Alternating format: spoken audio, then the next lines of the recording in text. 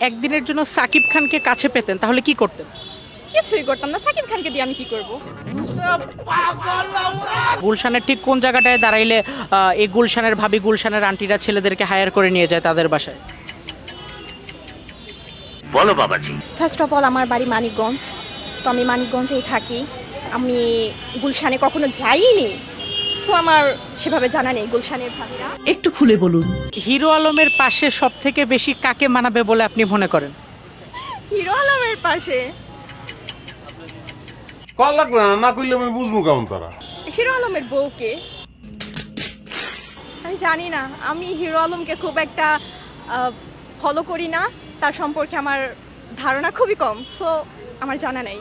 এমনি কোন জুটিটা ভাল লাগে, মামুন আর লাইলার জুটি নাকি হিরো আলম আর রিয়ামনির জুটি? ও মাই গড, তু তো গয়া বেটে। একটাও না। কেন একটাও না? কেন? ওরা তো কত ভাইরাল, কত ভালো ভালো ভিডিও বানাচ্ছে। হ্যাঁ, ওরা ভাইরাল। হিরো আলম এবং লাইলা মামুন ওরা নিজেদের জায়গায় সফল, বাট আমার তাদেরকে পছন্দ না।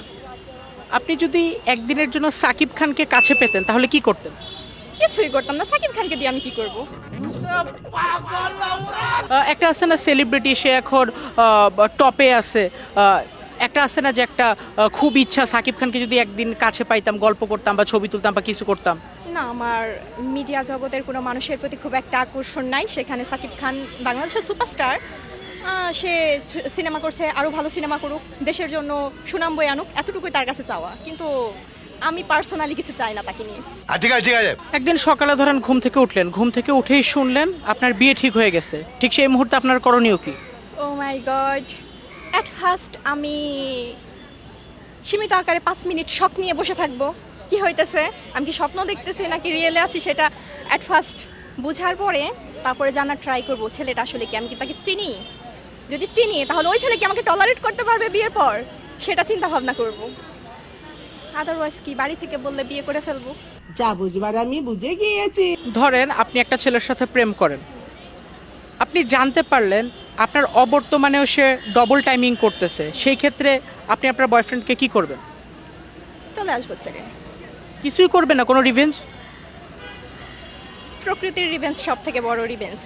এই কথা যদি আরেকবার তুমি মুখে আনো না, তোমার ওই মুখে আমি ঝামা ঘষা দিব।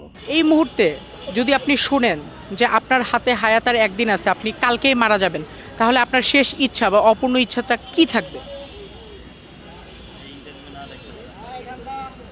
ইন্টারভিউ না দেখতে পারা? না, ব্যাপারটা সেরকম না।